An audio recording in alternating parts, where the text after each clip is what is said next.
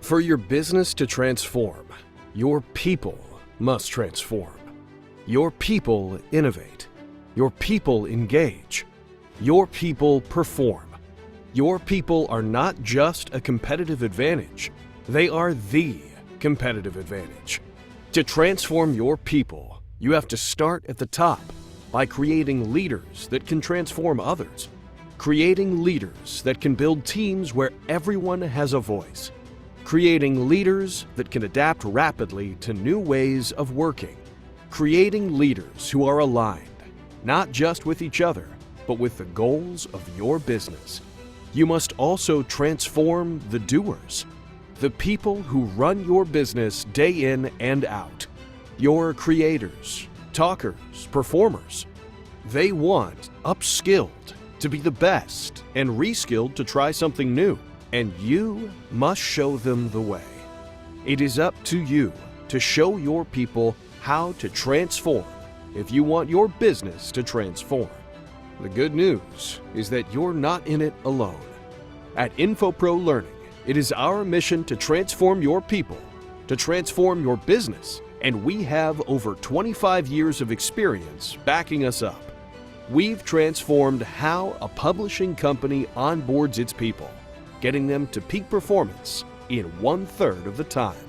We've transformed how retail employees develop and engage leaders, increasing retention and promotion to over 95%.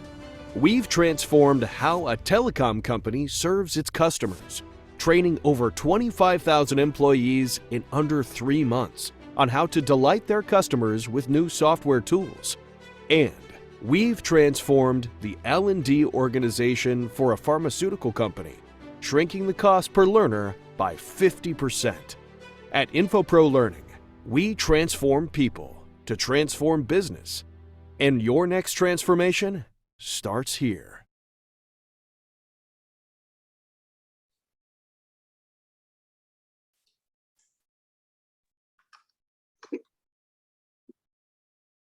Hello, and welcome to today's Training Industry Leader Talk, Managing Learning Technologies in the Age of AI, sponsored by Adobe, ELB Learning, Infopro Learning, Realize It, and What Fix. My name is Mike Schoenbeck. I'm the event producer, and I'm your host for today. Before we dive into our next session, I would like to quickly go over a few housekeeping items to help you interact with our speakers and get the most out of today's sessions. Throughout today's event, please feel free to chat comments into the chat window and submit questions in your Q&A window.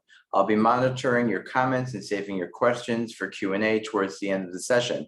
I've enabled closed captions for this event. You may select to turn on or off the subtitles by locating the closed caption icon in your toolbar. I encourage you to share the information you received today via social media by following our handle at Training INDUSTR. That's at Training Industry, but without the Y at the end. We will be engaging in the Twitter conversation throughout the event, so please feel free to join us there. At the end of your time with us, you'll notice a short survey is popped open in your browser. We'd appreciate your thoughts on today's event. And lastly, all of our sessions are being recorded and will be archived on trainingindustry.com, and you will receive a follow-up email from us with a link to the on-demand sessions. Did you know Training Industry offers courses specifically designed around the training manager competency model?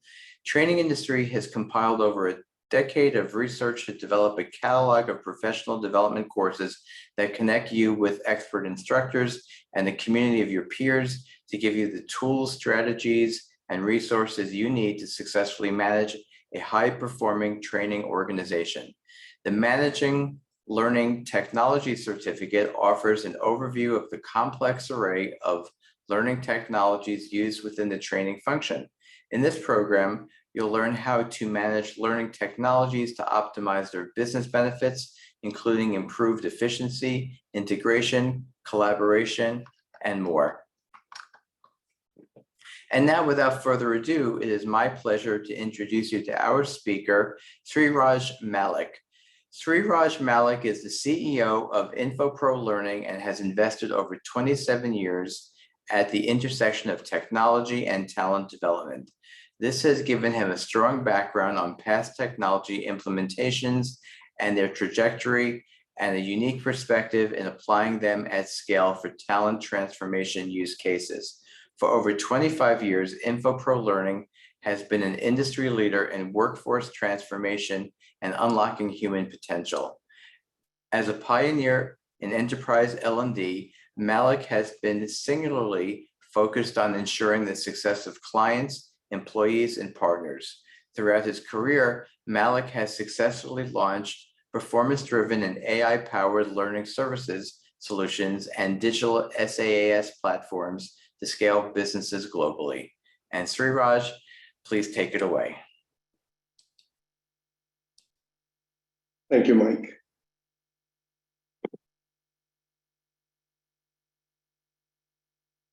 Just give me a moment. Screen's going. Great. Thank you, Mike, and thank you to training industry and all the participants who have gathered here today for this very exciting topic. Generative AI is really exciting, more than just a buzzword or a technology, a new technology with incremental gains. It is a step change like internet, mobile phones, but with unlimited potential. And generative AI will change several industries, including ours.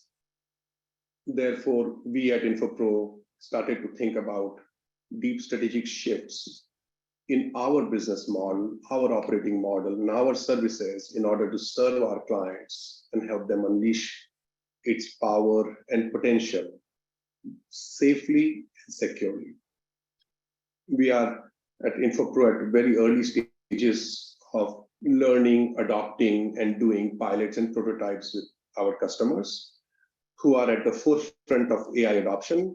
And today, through this webinar session, I'm going to share some of our experiences, joined by an amazing team of Infopro Learning who have worked on these pilots and prototypes. And I'm going to share the lessons my teams have learned in this journey through different pilots and prototypes. So we are going to cover a high-level understanding of generative AI. A large part of my focus will be on how do we use generative AI in doing learning content development and creating high-impact training program. And therefore, what does it mean in terms of building efficiencies, driving innovation with our learning teams? So I'm going to cover those topics and then be happy to take some questions. So before we begin diving into learning content, let's take a moment to understand how did we come here? What was the journey? We have had a long period of automation, essentially automating and standardizing processes that human beings operate. That was, for several years, we were automating and sort of running those processes that we used to control. And then with the development of machine learning, we found that suddenly the platform and the technology started having better capabilities to analyze data, find patterns, generating insights. And so there, the focus was how do we human beings augment their decision-making? But then machine learning evolved into deep learning, and now AI models had perception capabilities like computer vision, classification and detection of objects, voice recognition. So now it became the interface started becoming stronger. And so that provided use cases around improved human interaction and solving for complex problems using, Google Home as an example, or, some of those Siri as an example, were good examples of deep learning. Finally, something changed, and with progression in deep learning technologies, neural networks, we came out with generative AI. A good interesting fact is OpenAI, when they launched ChatGPT, they had 100 million users as against, within a month, as against Instagram, who took 30 months to reach that threshold of 100 million users. So you can see the interest that this has generated and how people are using generative AI capabilities. Some of these generative AI capabilities are used in learning and development, in our sector. And all of you must have seen how our team members are using for new ideas generation, for content creation, course materials, and like for assessments and quizzes. Those tools on the right-hand side will tell you, what tools fit which use cases. We've also seen a large part of our media team, user experience teams have started using, tools like DALL-E, Gpart, and Midjourney to do prompt-based visual design and using those artifacts quickly and creating prototypes or, final design elements within the learning. You also have other use cases like simulating learning environments, gamification, adaptive learning use cases, and also it helps a lot in accessibility and assistive technologies. So many organizations are taking these use cases, using the tools on the right-hand side, some of these tools, and customizing them and applying them in their own organization with varied levels of success. And we too have partnered with some of our customers who were early adopters to look at the entire learning content lifecycle and use of AI, but also to look at or sort of try out specific use cases, which are more like point solutions. So let me stop here and ask sort of do a short poll here. And you will see a poll, button there in front of your screens. The question is your L&D team using AI currently? And your answers are no, not at all, not yet, but we are thinking about it. We have started to use AI in some projects, so very early. We are using in many, many projects. So you have gotten a lot of experience now, and you have become an AI expert. So hand it over to Mike to initiate the poll.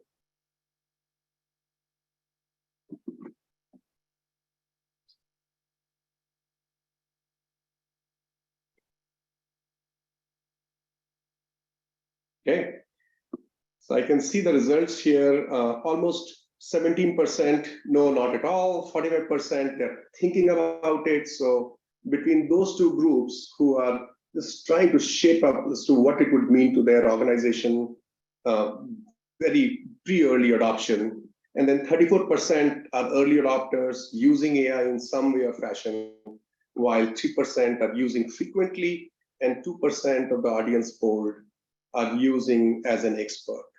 That's great. So I'm going to speak, and talk about our experience in using AI in sort of specifically to audience who are just about thinking about using it and are very early or are in very early stage of adoption.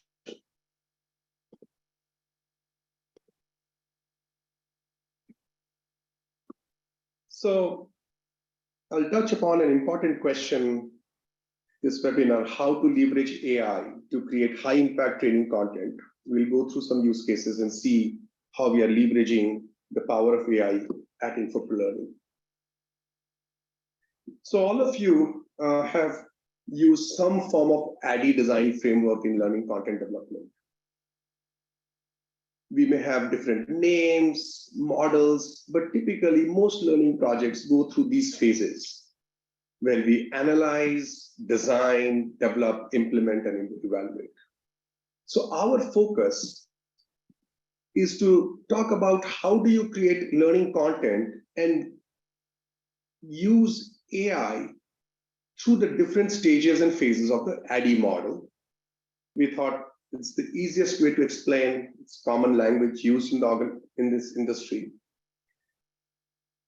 And we will break up these activities to share some of our personal experiences where Infopro team members have used the power of generative AI to develop different learning assets at different stages of the AI framework. And then we will also reflect how we took our experiences to convert it into and reframe our operating model. And slowly, as we are validating our hypothesis, incrementally, we are making some changes in our operating model so that the AI-human interface becomes more optimized for a period of time. And so we built an intelligent design framework, which in this case, for simplicity, sort of correlated with the ADDIE model. And what you will see, every stage and phase of the ADDIE model is being powered by AI. And in this, we call it the intelligent design framework. And what we do, we try to make AI as an integral component of the framework so that it's scalable and flexible. We start by building out a private GPT. So we will start by making sure we have clients' confidential documents, inputs in a private storage area so that that cannot be indexed or trained to an external LLM engine. I'm going to simplify it for you and talk about how we are doing that. The next slide. What we end up doing is we start the project by setting up an Azure private cloud for a client-specific data, documents, PDF files. All reference material that we receive from clients are uploaded to a cloud storage dedicated to that client. And then we have built this chatbot, which is the intelligent learning design chatbot, which pulls data from this private cloud storage through a vectoring process where it chunks and indexes that particular data, keeps it in small chunks. And then when we query, when we do prompts, the prompt goes into this particular database to take the right chunk and then passes it through the GPT engine to then give you a more refined output, which is relevant to that customer, to that use case. So what we have felt is that for a decent enough time, we can go a long way with those documentations and tacit knowledge of the organization in those knowledge bases. And it works as a very good subject matter expert, takes us further along in the development cycle. And also, we have taken care of safety and security. As you can see, we're using OpenAI in this case. And OpenAI has rules around not indexing, not using client data for indexing or training their database, and vice versa. So it has strict firewalls and strict rules to maintain safety and confidentiality or anything which has PII information in that data set. And so we are able to therefore create privacy, and we are able to create more context-aware responses through this bot. And this intelligent learning design bot is what our instructional designers and our learning architects use when we are doing these projects, which are very early stage with some of our early adopting clients.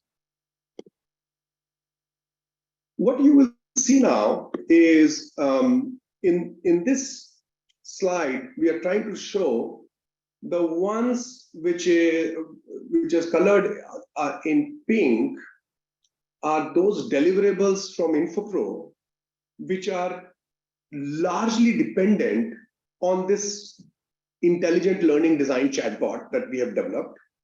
So we use that as a good interface between our instructional designers and the bot. to create documents like a product vision, blueprint, and a success plan document, an enhanced content outline document, or even storyboarding. But then once we have the storyboards and we have to now develop user experience, animations, multimedia, video, many of those things also have specialized AI tools, which are in the purple color, where we're using other generative AI tools for media development. And therefore, you will see, as I progress through this session, you will see examples and use cases of how we have used some of these in a real life scenario.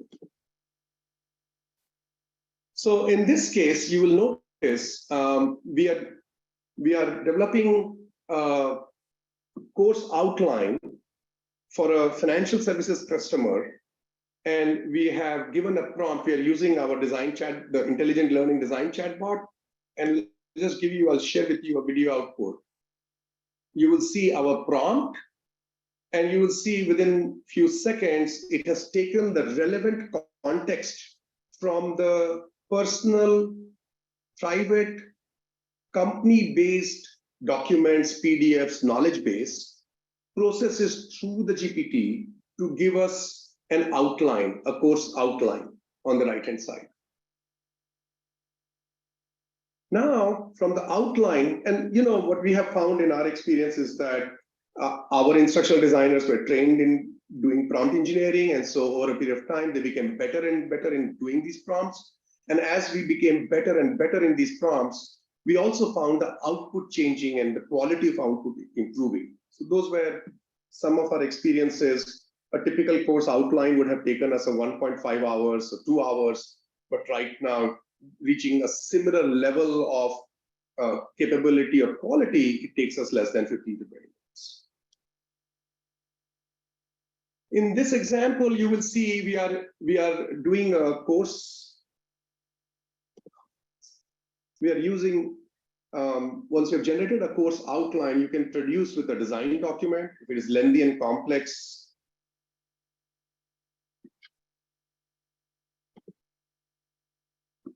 for short and simple course, you can straight away go to generating a storyboard. But in this use case, we have generated a high-level storyboard structure within few seconds. And you will see that since this course is a simulation course, we are validating system screenshots with steps generated by AI, and we are identifying complex steps, providing more support with notes and best practices. So storyboard steps with AI-human collaboration will provide you with a high-level structure of the storyboard, a topic-wise storyboard with slide-wise detailed content, including video scripts, interactive screens, and simulation steps. A storyboard structure content that are transferred to project-specific storyboard template. And then an instructional designer would review it, enhance it further, validate it for preciseness or copyrights or any biasness within the output. And then based on the complexity of the course, we'll finalize the instructional strategy, and it goes for visual design and development to our media team and the development team. Here is an example for high-level storyboard. And then this is a use case where we are generating a system steps in a video. If manually done, it would have taken around 30 minutes, but with generative AI capability, it is being done just within a couple of minutes. So you can see we enter a text, we write a script for a system simulation video on how to delete federal tax returns. In this case, this was for a financial services company, and we are talking about a platform that they have. We are training learners, and so that platform documentation is already in that private knowledge base repository that has been indexed and clustered through the vectoring process, and then processed through the large GPT module. Now we are getting the whole script, which is a video script for this simulation.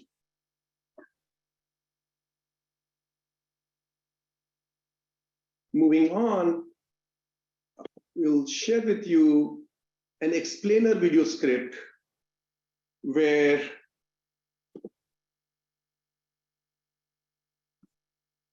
where we are creating a 1-minute video to develop some awareness, to employees on using this tax software properly. And so you can see this awareness video to generate awareness and interest in the process. So you will notice here, as I move on to next step, you'll notice in this case, the script you saw earlier was converted into a video. And now using in-video AI tool and a frame where you will see an illustrative effect to show stress. It was developed in another AI tool called Kyber. And so let me just play this for you. The steps in creating the video, our media team, the script was served as text input generating from the previous stream. Once the video was generated, the media team updated some frames by selecting different videos to fit this context. And they did a few alignment edits before rendering the video. And we have experienced anywhere between 40% to 60% in time saving. And our early results with our clients show that the quality is really good, especially when our instructional design team is validating and spending time on areas where they're complementing what AI has given to them.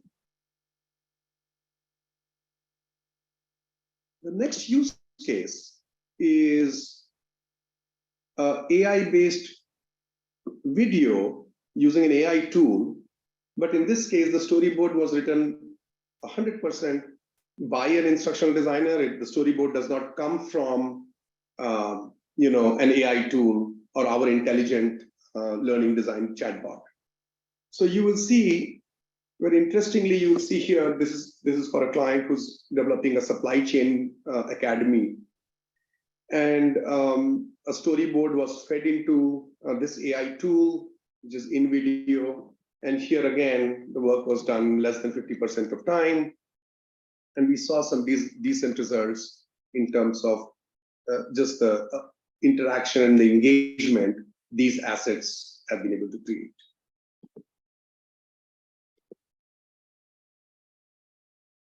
Here is another demo using Lexica, which is another popular tool.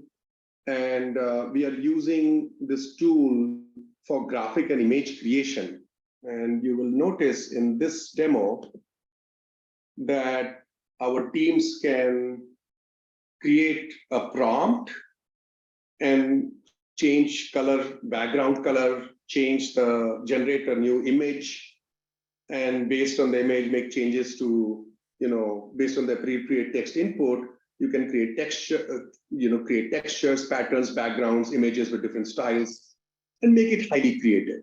So those are different use cases, right from the design document where we did the content outline to storyboarding, and now to media design and development, all aided by different AI tools or the Infopro Learning intelligent chatbot. We have also seen very strong adoption on translation, first level translation. And then once we do a first level translation, as an example, in this case, you will notice we take a document, and then once we have done a first level translation using DeepL, which is another tool for language translation, we can then do a hygiene check and send it for proofreading or correction to a language expert. And therefore, we have reduced the turnaround time by almost 50%, maintaining the integrity and the correctness of the translated output.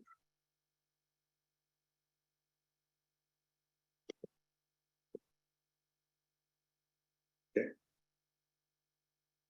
So those were some examples of how we have used AI from content generation, ideas generation, innovation perspective, and then how we have used AI for actual development of user experience and multimedia and videos and reels and so on and so forth. Now let us look at what efficiencies we have captured. So we have seen there's a direct impact on faster time to market. We have seen impact in just being more creative in defining the product vision. At Infopro, our instructional designers, learning architects have developed this unique product sense, and the AI interface allows them to expand on that product vision and be extremely consultative with our clients. Of course, shortening the time has led to faster time to market. We have seen enhanced quality, and also there is a direct correlation to cost. However, we have to be very cautious because these are very early stages and we are still learning about different constraints and sort of working on those constraints. But we can see productivity gains improved by 40 to 50%, efficiency gains by 40 to 50%, and overall several innovative ideas were discussed when we came across doing design workshops for a storyboarding or ECO. Several innovative concepts came that was discussed by our instructional designers, by our learning architects, and our teams were able to come up with a much better version at a faster time than it would have ideally taken.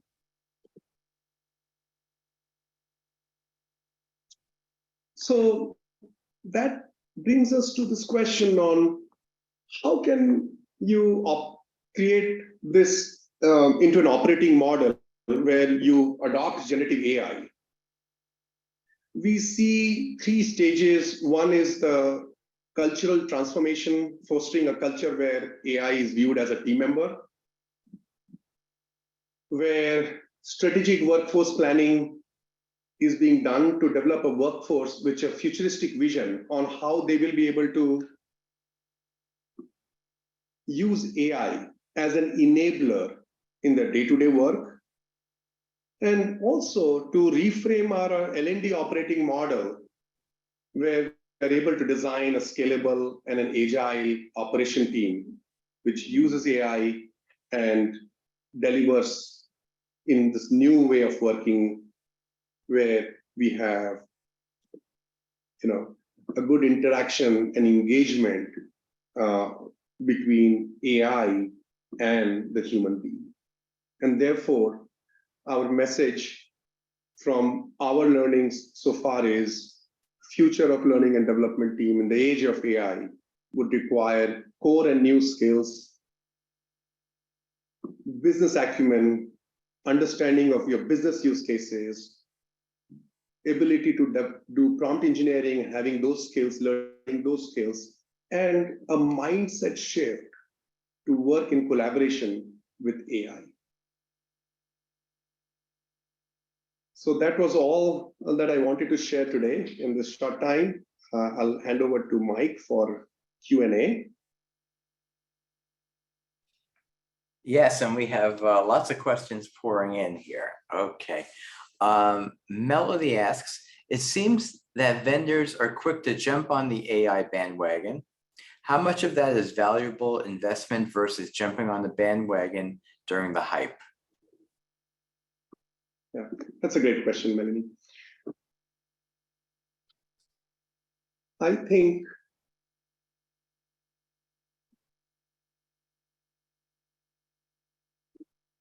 I've used previous similar technology advancements as a benchmark and a sort of a reflection in what we were forcing our team members to do because this was the new thing and a buzzword. The one thing which is different now, which I have experienced, is this change is coming bottoms up, where team members have started using it and demonstrating value that they have realized in order to drive adoption. That is one key change I have experienced in our company. So I could say, even though there's several research and sort of inputs and guidance we see from the industry, that this is really a step change that changes many things. And I feel we have crossed that stage where this is just a buzzword. This is real, and it's going to change a lot of things in our world and in our industry. Thank you, Melanie, for that question. Thank Sorry, you. Mike, I Jim, lost. yeah, Jim asks, how would you use AI to evaluate and improve the value contribution of learning experiences?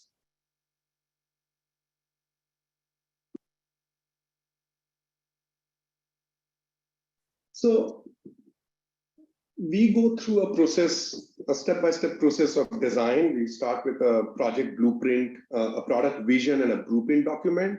That's our first step of our learning experience architect, to craft a vision. When you're crafting a product vision, we look at the problem you're trying to solve, how deeply you understand the problem, and where do you have to move the needle. Do you really understand second level and third level connected goals, especially business goals associated with the problem? And so when we are not using AI, we have been doing this traditionally, in the traditional sense, and then that product vision blueprint document goes on to creation of this enhanced content outline document, a design canvas, leads to storyboard, and the whole process. What we have seen using Infopro's intelligent design framework and the chatbot that we built, that our ability to have more creative conversations when we are defining the product vision has improved, gives us some more ideas in a shorter time frame, which our team then discusses and then adds them or sort of synthesizes them. And we have also seen during storyboard, just having AI as a partner sort of lifts the game. It's still the game that our learning architects and instructional designers play, but it's a tool that definitely lifts the game. And that's what I think is sort of driving the adoption at individual level. So we have seen marked differences in the final outcome, especially of the learning experiences through that process. Thank you. How do your clients experience the benefits of this increased efficiencies you have achieved? Is it in lower costs since you develop their courses faster? Is the quality of your deliverables better at the same cost? Yeah, that's a great question. Yeah, first principle thinking, absolutely. It should lower cost and improve quality. We have seen those efficiencies. We are achieving those efficiencies. But we are all right now at very early stages of doing these pilots and going out for production. So I can say that it will, and it definitely will decrease cost and improve quality. But I don't think we have reached a point sort of to put to have a direct stand there. But I think within a month to 2 months, we will be there. There's a lot of work that our teams are doing, and they're all getting production ready now, which will allow us to do a good assessment. These are early stage indicative input data that we are getting right now. We should get there soon. Thank you. What is involved in selecting and getting the needed documents and information to input into the chatbot? How much is needed? How much time? How do you select? Does this work only for large companies? Can you speak to the size of company and data set? Yeah, that's interesting. We have both examples. We have an example where we are working with a very large organization, a Fortune 50 organization, and they have a lot of knowledge sitting within their learning management system and other documentation within SharePoint. And we have been able to use that with great success. And I've had experiences where I worked with 15 PDF files specific to a course or a program that was able to help us in giving us very direct script ideas and storyboard ideas for that use case. So we have experienced both sides, and we have seen similar efficiencies on both kinds of use cases. Of course, when I have lesser data, my use case is very specific. It's much more narrow what I'm trying to solve for. And so that suffices in our experiences. Okay. So all companies can use it, big and small. Thank you. In the framework, are you using different AI platforms across the process in addition to your private GPT, or will you continue to build your own technology? We are doing a bit of both. So as you know, for private GPT, you have Llama framework, and Microsoft has come up with cognitive search now. So while we are looking at more scalable solutions, we also see their limitations as they are today. For instance, the input data set, the size of data, the prompts, and the output data set that it can handle. So we are creating layers on top of these engines to optimize for those deficiencies. So I see this happening till the technology matures, becomes mainstream. I see that we'll continue to work on both sides. Thank you. And I think we have time for one more question. How much more advanced do you feel the technology will be in 6 months? I've been advised to just wait before adapting and piloting anything AI because we will be much further in 6 to 12 months. Just curious what your thoughts are on this behalf. I would agree with you. I think, especially with AI, a 6 months time frame has been transformative. I mean, 6 months earlier, we were at very early stages, and then suddenly in 6 months, the power of generative AI and the kind of applications that have been built on top of them has been just so many with very mature capabilities and maturing capabilities. So I can only guess, if I look at the trajectory of the technology and its maturation, I can only see 6 months being a long time frame, almost like 6 months equals to like 3 years or 2 years from a legacy standpoint, technology standpoint. Right. Well, thank you so much. Before we wrap up the session, I was wondering if you had any closing remarks. I would say the human AI interface is real, and the lessons I've learned is, how do I make it easy to drive a cultural change in my organization and enable our employees to use this to unleash its potential, and also to drive a lot of value for our clients. So my message is, the AI human interface is real. Let's take the first step in that direction. Thank you very much. Great. Thank you so much for your participation today. We really appreciate it. Thank you for attending. Thank you very much, Mike. Okay. And we're going to move on to the next. Okay.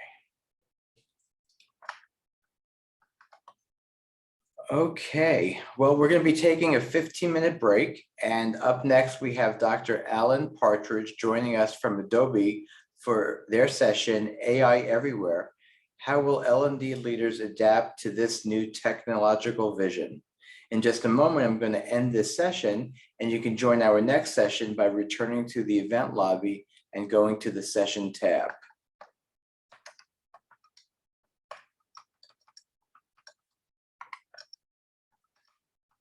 And with that, we hope that you join us for the next session and the following sessions after that.